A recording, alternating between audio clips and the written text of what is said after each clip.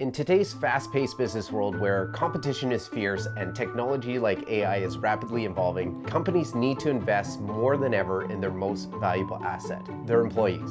The people. In a SkyQuest report at the end of 2022, the global corporate training market was valued at over $345 billion in 2021 and is expected to reach a value of close to $500 billion by 2028. Now, this growth in corporate training shouldn't be a surprise when you look at some of these recent statistics. 68% of workers consider training and development opportunities an organization's most important policy. Companies that invest in training have a 24% higher profit margin. Learning and training at the workplace are important to 87% of millennials. Employee retention rates grow by 30 to 50% at companies with a potent training program. The stats go on and make it very clear that employee learning and development is a key component to the organization's success. Now, when we look at employee learning and development, however, it is clear that companies struggle with developing programs that are engaging. In fact, you can say some of these programs are downright boring and uninspiring. In one Harvard Business Review survey of 1,500 managers across 50 organizations, 75% of the respondents were dissatisfied with their company's learning and development. Welcome to This Professional Life, a podcast by Convos Media about trending topics related to all things in the professional services world, from lawyers to accountants and other business-to-business service providers. Hi, I'm Chris Young, and welcome to This Professional Life. On this podcast episode, I wanted to learn more about corporate learning and development from a consultant's perspective. I invited Tiana Fech, an entrepreneur who runs her own learning development consultancy, to discuss her work on the corporate learning and development front. Now, Tiana started as a high school teacher many years ago, but when she had her second child, she realized juggling teaching and motherhood was just not a good fit for her. While pregnant with her third child, Tiana went back to university to get her master's degree in educational leadership. Now, upon earning her master's, she returned to teaching, but soon realized that the classroom just wasn't a place where she wanted her career to settle for the long term. She resigned from what some would consider a very secure and financially stable career. It was something I always wanted to do, but also it was a way to kind of put a pause on having to decide what exactly I wanted to do. So I loved that opportunity. And when it was time to kind of make a decision about what to do next, I made the difficult decision to resign from the school board. And I did some curriculum development work for the Calgary board as a consultant and Junior Achievement of Southern Alberta, and also another nonprofit organization called Humanology. Then I worked as an early learning coordinator with another nonprofit organization, so supporting little kiddos aged 3 to 5 with developmental delays. Then I taught for 4 years at the University of Calgary in the Workland School of Education, which I loved very much, teaching some different courses, one of them being field experience. So mentoring and supporting new teachers when they're learning how to teach and being out in the field and in the classroom. And kind of during that time, I kept having people come to me. I'd connected a little bit with the small business community, and people kept asking me, could you have a look at this course that I'm building, or I'm thinking of doing this workshop or webinar, could you help me with it?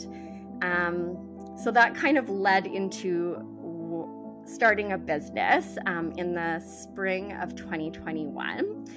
I just wrapped up teaching one of my university courses, and a chartered accountant reached out to me and asked if I would have a look at her online course because it just wasn't doing what she wanted it to do.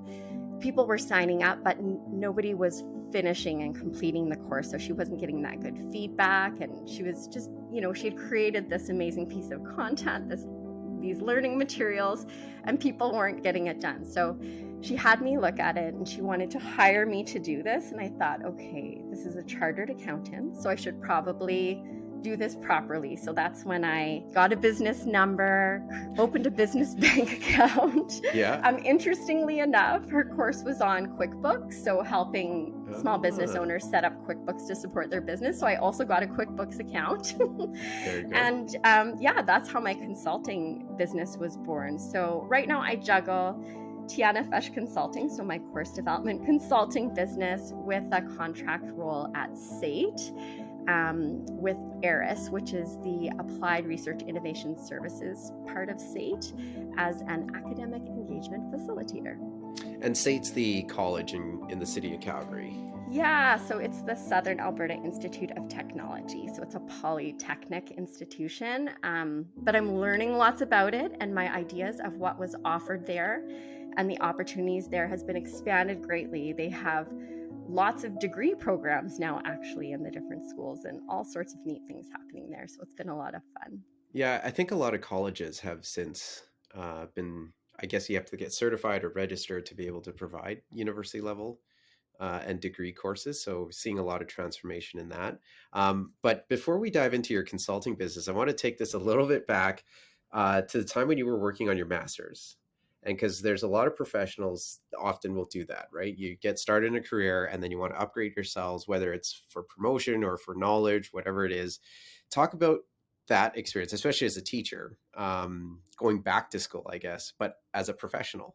Was there anything different? Like, how hard was it to juggle your schedule, things like that? Like, how difficult was it? Yeah.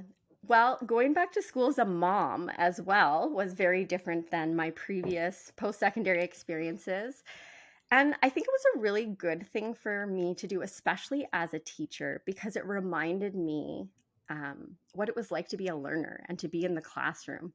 And it also really reminded me of the anxiety and fear that can come with learning something new and stepping into, a new situation and to a situation where you're going to be evaluated and assessed. So it was a great experience for me there to be reminded of that. But I also love to learn. And I really think the best teachers are lifelong learners. And you don't have to go and take your master's degree to be open to and to continue learning. But I certainly did really enjoy my experience. So what I did is through the Calgary Board of Education, was able to get what's called a PIF, so a Professional Improvement Fellowship. So I took a year off of work and so was just able to focus on being a mom and being a student, and it worked really well. So I would just go to classes every second weekend, Friday evenings and Saturdays. And in some ways I was a little bit worried about how I was going to apply what I was learning to my life, given that I wasn't currently working professionally at the time.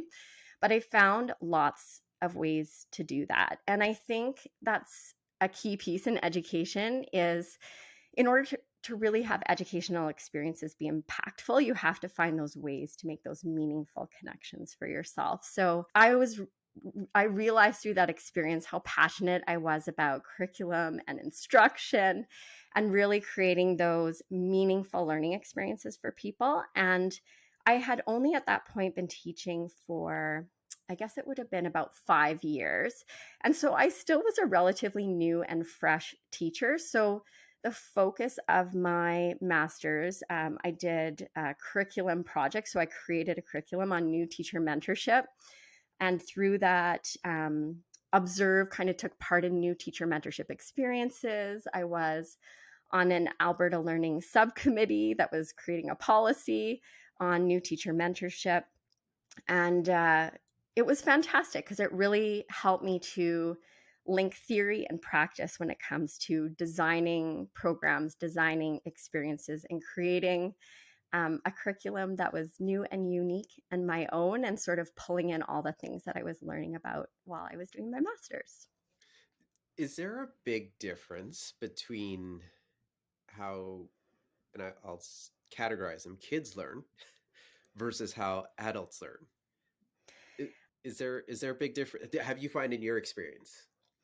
So I'm going to say yes and no. So I think we think about working with adults, adults have more balls in the air. So we're juggling more things. We've got more responsibilities compared with a younger student. Although, we think back to say junior high, life was pretty complicated back then, right? I wouldn't want to redo that time of my life. It's all relative. It's all relative. And then the other piece, obviously, is adults come with more experience and more diverse experience. And adults have also experienced different ways of teaching and learning, more so than younger kids, that really resonated with them and worked for them, or that, really stand out as horrible experiences in their life that they'd never want to repeat or do again. So I think it's more those things that really differentiate kids and adults. I think sometimes in some of the adult learning experiences that are out there in the world, they're kind of boring and dry. And I think we forget that even as adults, adults love stories. Adults love examples. Adults love things just like kids do that sort of draw you in and make that learning interesting and meaningful. In order for both adults and kids to learn something well and to really understand it, they need to be able to take what they've learned and apply it in a way that's meaningful to them. So I always talk with or speak with my clients and when I'm giving presentations and those kinds of things about the fact that if you just say it or show it, it doesn't mean that people actually know it. So you can have these beautiful PowerPoint slides, you're talking about them, you're going through them, you're outlining step by step, blah, blah, blah, blah, blah, blah. And there's no pause. There's no opportunity for people to reflect. And adults need that too. It's also, though, being cognizant when you're setting up learning opportunities for adults with all those balls that they're juggling. You know, if you're asking people to connect with you at a certain time in a certain place, what really needs to happen at that time? So they're going to walk away feeling like I needed to be here at this time in this space. It's not just something that I could have watched later at a time that's more convenient to me. There's meaning and purpose behind that. And then the other piece of it is taking the time to get to know your adult learners. So we take the time to get to know the kids that we're teaching as well. But I think we need to be even more cognizant of getting to know the people that we're working with. What are the questions they have? What are the things that they're sort of managing and juggling? What are the things that they're bringing to the table? What are the experiences that they already have? Some people might come to a learning experience knowing a lot more than the person beside them, or maybe they have a different reason for showing up than the person beside them does. So we need to be really aware of the diversity of the adult learners that we're working with. I think even more than we're working with children, because teachers get to know the children in their classroom. And with adult learners, maybe we're not taking the same amount of time and care to find ways to get to know the people that we're working with in those teaching learning capacities as well. So one thing that fascinates me about your business, and because I ran into this a lot when I was transitioning out of education many years ago and into private industry, and there's always this perception that, teachers, you may know how to teach in a classroom, but going into private industry, you're not an expert in my field. And I ran into that a lot, right? Until they actually saw you in action and they go, oh my God, like there's lots we can take from this. So have you run into that as you've been building up your consulting firm? Like, how do you bridge that gap between, because for a lot of big companies, your expert in that specific industry may not be the best teacher. To your point, 100%. there's different strategies and approaches. The expert, more likely than not, will just, as you said, stand up there, have a nice PowerPoint slide that has everything written on it, and then they'll present it thinking there's going to be retention. So how have you navigated that, or have you needed to navigate that as you've been building up your consulting business? I think it's been more of sort of addressing my own self-confidence around that. So are other people going to think that I'm not the person to help them because I've taught grade 11 and 12 students science? And how does that apply to a national food franchise? But I think I've gradually developed my own confidence, and I always come into the conversation, and I think I feel like I'm getting more confident with this, just listening to what people have to say first, and then having them ask me questions, and then me sharing how I could help them. And I think one thing that probably has helped a great deal with my credibility is the fact that I've taught at a post-secondary institution for 4 years. So the fact that I have worked with adult learners, I think that was a bridge that has given other people more confidence in the skills and expertise that I bring to the table. But still, as I said, it's my own self-confidence, right? That I find that I'm up against the most. But when I'm approaching that conversation in the way that I described, um, I am not the expert in the fields or like in terms of the businesses that I work with. I'm not an expert in publishing. I'm not an expert in running a franchise. I'm not an expert in social media or social entrepreneurship or executive leadership coaching. So these are the different clients that I've had over the course of my business. But I am an expert. I have expertise in what creating a high impact relationship centered learning experience is. And that's why with my approach, it's very collaborative. I'm not a consultant who you just give me all your content and I'm going to go away and create a course or curriculum for you.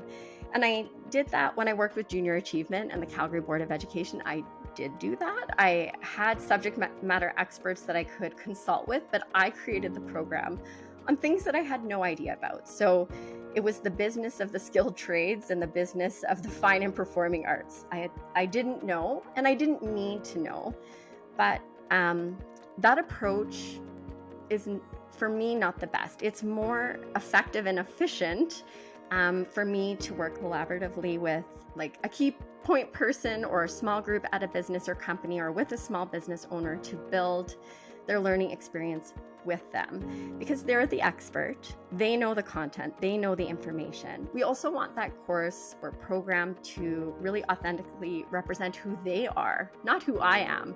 We each have our different way of facilitating, teaching, sharing what we know, and the way that I do it might not be the best way for someone else to do it. And they also know their people the best. So I can ask questions, can provide suggestions, I can provide tools and strategies, and then we work together to put together that learning experience that represents them, represents their brand, their business, their expertise, and will connect well with the people that they're wanting to inspire, engage, and connect with and really make a difference for. Because in creating a learning experience, it's not just about the experience itself. So you've got some people in front of you for an hour, doing a live session, an in-person session, or they're watching a recorded online course video, something like that. You don't want just that learning experience itself to be great. You want what they learn in that experience to have impact. So when we think about, for example, the national franchise company that I worked with, they were training franchise owners. So we wanted that training to provide the franchise owners with these new franchise owners with the confidence to step into their business and be able to apply what they had learned. So it was not just about the learning experience itself. It was thinking beyond that and how could we set people up for success. Yeah, I've read a Harvard Business Review article not too long ago that talked about this increased emphasis for business owners and businesses on employee engagement through learning. And so my question to you is, are you seeing more and more businesses, I guess, take this emphasis in your line of work? Are the inquiries increasing? Are more and more businesses open to, hiring outside consultants to help them develop a proper learning program for their employees? Is this a trend that continues to go up? Yes, it is. And it's interesting. It's even just in, like, I get posts sent to me off of LinkedIn and Indeed, just, even out of curiosity. I don't want to apply for a full-time position with a company.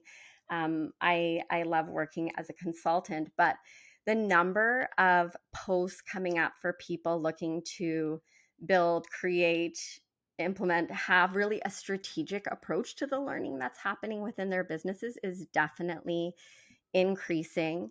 And I think like people are seeing in business, like things change so often. So it's not just about like the onboarding, it's that ongoing education piece. So you can't kind of start a job or start a role thinking that, you know, you do that initial onboarding or initial training and you're going to know everything and be set up for success and you're never going to have to learn anything more ever again. There's that continuous learning piece. Things are changing quickly with technology. Things are changing quickly with just the way people work and how they access information and ideas. And so people are always having to learn. So in setting up learning opportunities in a way that people are going to be on board and not sitting there thinking this is the biggest waste of my life ever, like why am I here? um, and setting up learning experiences in a way that are really going to have that lasting impact. I think it's setting up businesses for success. And I think businesses and companies are really looking at ways to retain their employees and keep people where they are. And so if people feel like they're being seen, heard, and understood, and one of those ways is through effective teaching and learning experiences and opportunities to grow and develop, that can be another way to keep people happy, engaged, committed, and loyal to the company or business that they're a part of. For sure. So let's shift to focus a little bit to you as an entrepreneur. What are things that you like about being your own boss, being an entrepreneur and running your own business? With the business side, and what I love about being an entrepreneur is I think I've realized over the years of doing different jobs and trying different things and being on this journey of self-discovery that I don't really like having to be at a certain place at a certain time and having to do things in a certain way. And I like kind of carving and creating my own path and looking, even though it's uncomfortable and challenging and, you know, often unpredictable, it really creates opportunities to experience things, connect with people, do things, learn from incredible people that I work with that I never would be able to otherwise. I think about how much I loved being in my classroom, working with my students, and if I could have taught exactly the way that I wanted to, and I didn't have to do all those other things that I'm sure you remember having to do, I think I would have loved it even more. And I feel like I can take the pieces that I've loved from all the different types of work that I've done and really like I've created my own job, my own position, and I get to kind of do things in a way that feels aligned, feels good, challenges me, and gives me these incredible opportunities to do things I probably never would be doing otherwise. Yeah, absolutely. That's that entrepreneurial freedom that everybody's striving to achieve. Can we talk about some of the challenges that you see a lot of organizations are facing when it comes to, you know, their training programs? Yeah. So, I mean, every business is so different. Every organization has like their own strengths and challenges, but there definitely are some common things that I see. And one of the things would be the amount of content that people try to include in a learning experience and a single learning experience. So, and I think part of it is how can we just, you know, cover as much as humanly possible in the time that we have, but also like it can be for small business owners. How can I provide as much value as I possibly can in this program or course? And what ends up happening is people get completely overwhelmed and they leave kind of missing those key messages and concepts. That just all gets lost in the details. So that's one area where people struggle. And so one of the questions I ask people as we're either reviewing or building a program is this a need to know or a nice to know? Or is it something that we could learn about or have people talk about or explore later and maybe not now? So I would say another sort of along those lines is that clarity of the learning journey. So when people sit down to take your online course or they're doing a training program, say a 7 or 10-day intensive program, is making sure that people kind of know what those key milestones are along the way, or what are the key objectives or outcomes that they're going to learn about. So you might be clear on them as the facilitator or the instructor, but that doesn't mean the people coming and taking part in the learning experience are going to have that same clarity because it's new for them. So it's helping people know what they need to worry about or learn about when, and just really providing that clear framework for learning. And then teacher word, but like scaffolding the content and really breaking it down into those key manageable pieces in a way that's going to make sense for someone who doesn't have the same expertise and understanding that the facilitator does. Another one, there's kind of 4 that come to mind. So number 3 would be there's a tendency to really focus on like the what and the how of the teaching and learning experience. So really getting caught up in the content. So the knowledge, the skills and ideas. What do we need to cover? What do we need to talk about? The how. So like, how are we going to deliver this? Like, what online learning platform am I going to purchase as a small business owner? Am I going to make a workbook? Am I going to make a slide deck? Am I going to design my own on Canva, or am I going to hire someone to do it for me? Or what video platform am I going to record videos on if it's on an online course? And that tends to consume people. And what kind of gets lost is thinking about the who. So like the people involved in the learning.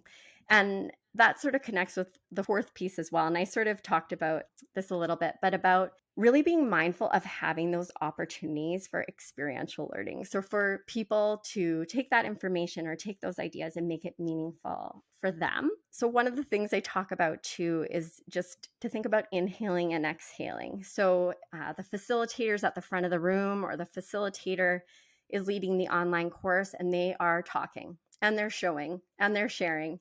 And the person sitting there, the participant, is inhaling and taking it all in and taking it all in and taking it all in. But there's not that opportunity to exhale. So there aren't those reflective questions being asked. There aren't those exercises or tasks being given. There's not like a challenge being presented or a problem being presented that people need to work through or solve in order to apply what they've learned. And so, yeah, having those inhale, exhale opportunities is really important. They're also great opportunities for, especially in a situation where it's a live lesson and it's not a recorded lesson, but for the instructor to get some really meaningful feedback about what people actually do know and understand. If you just talk for an hour straight, and that's it, and that's the end of it, you're going to have no idea where people are at with their understanding. So giving people those opportunities to breathe is really important. Absolutely. And that really turns it into a more engaging, right? Exactly. Presentation or learning experience. Can you explain a little bit about relationship-centered approach and what that means, and how is that implemented in your consulting business? So that's the part of teaching and learning that I loved, that I love the most. And when I think back to being a classroom teacher, that's what I loved, is getting to know my students and really working with them, getting to know them, and helping them to be successful. So relationship-centered teaching and learning is all about the idea that people are at the heart of teaching and learning. So that who piece that we oftentimes don't prioritize or give as much thought to when we're designing teaching and learning experiences. You know, I always, when I'm working with clients or reflecting back on my own teaching experience as well, you know, people ask you, what do you teach? Or what is your course about? And so, you know, I've taught bio, I've taught CAM at the university. I taught a course called individual learning, but I also taught like that content and those materials to humans, to people. And it's such an immense privilege to be able to teach and share these learning experiences with other people. And it's just so important to really keep that at the forefront. And when you do, as you said, you're more thoughtful around creating those experiential learning moments and that engagement, and seeking those opportunities, that meaningful feedback from the people who are taking your course or your program. And one question I ask on my own podcast is I always ask people to think about like a favorite teacher or learning experience that they've had over the years. And nobody focuses on the content. Like nobody says, oh, you know, that course on calculus, like my calculus course was amazing. It just made me love everything about calculus. They talk about how they felt. And so when we focus on that relationship-centered piece and putting people first, then we really are then, in doing so, facilitating those strong connections, not only between the instructor and the participants, but the content as well. It all goes hand in hand, because when you are feeling good and you're feeling engaged in a learning experience, that's when you're actually going to learn. So speaking of your podcasts, you have podcasts and you have a book as well. I do. Can you talk about those two things? Yes, I can. So my podcast is called the People Teaching People Podcast. So it is, I say that it's the place to talk about all things teaching and learning in a world where there's always more to discover. So teaching and learning doesn't just happen in the classroom. So it doesn't just happen in the biology classroom or in a post-secondary classroom. It happens everywhere. We teach and learn, you know, even in places where we play, where we work, where we explore, where we do business, and in the ways we build relationships. And so I have conversations with really interesting, amazing people about their own teaching and learning journeys and how teaching and learning is a part of their lives and the work they do, and even their day-to-day. So I've had conversations with a food writer, with a social entrepreneur, with the founder of a communications and marketing agency, and all kinds of interesting people. And I think it's just that, like, I want my podcast to be a place where people will be inspired to always keep learning and to always be curious, and having that sort of lifelong learner mentality is something that I really value. And I learn something in every conversation that I have with people. So it's been a lot of fun. Nice. And your book? Yeah, so I have a book called Online Course Creation 101, and it's a step-by-step guide to creating your first online course. So it's kind of a book slash workbook. So it's the exact same process that I use when I work with my clients to build an online course, the same templates. I share examples, stories of other course creators, text suggestions, template, different tools, all kinds of things in there. And there's 8 chapters that just walk you through all the things that you need to do to create your first online course. So it was an interesting experience to put it together. I imagine. Yeah, it was a lot of fun to do, and I have it now on Amazon and currently in one Indigo location here in Calgary. Oh, awesome. Congratulations. Yeah, thank you. We got that book, my wife and I, and there is a lot of content in there. Yes, yeah, I wanted to explain things very clearly, and to have pages where you can write and take notes. I also wanted to provide options. So one online course is never going to look identical to another. So really just having people work through the workbook, work through the information, and create an online course that's going to, of course, authentically represent who they are and really connect and be impactful for the people that they're creating it for. It has everything you need to start a course on your own, and it's amazing. And I think you did a really good job on that book. Oh, thank you. I appreciate the positive feedback.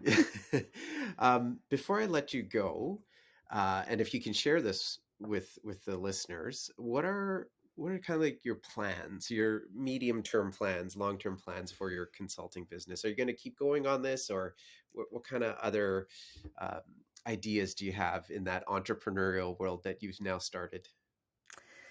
Well, the wheels are always spinning. So, one thing that I'm working on is I do want to connect more with bigger corporate clients. I love working with my small business owners and creating online courses, but I'm looking to find ways to just have, I guess, a bit more of a mix. So, a mix of bigger clients with smaller clients as well. So, I'm getting curious about some different ways to kind of reach out and connect with some more bigger corporate clients and stretching myself in that way. And then additionally, I'm considering how I might make some of the resources that I share with my clients available in different ways. So currently, I don't, for example, have a course on creating a course, and I don't know if that's what the avenue that I would go, but just thinking about a way other than a book, because not everybody learns best by reading a book and working through a workbook. We all learn in our own unique ways. So just thinking about some other ways to be able to support people with their course and program development, and what tools and resources would best support the work that they're doing. Because I know not everybody is looking to hire a consultant and have someone guide them through that entire process. So just what other ways could I provide that guidance to people? You're taking your approach to teaching to business and your strategy as well. Makes total sense. Tiana, thank you so much for taking time out of your busy schedule to join us today. Oh, thank you so much for having me. Thank you for tuning in to today's podcast. Don't forget to like and follow to get notified of new episodes as they are released. And if you're watching this on YouTube, please click like and subscribe. And don't forget to share your comments below about your thoughts on corporate learning and development, and also some of your experiences when it comes to corporate training and what companies could do better. Take care, and we will catch you in the next episode.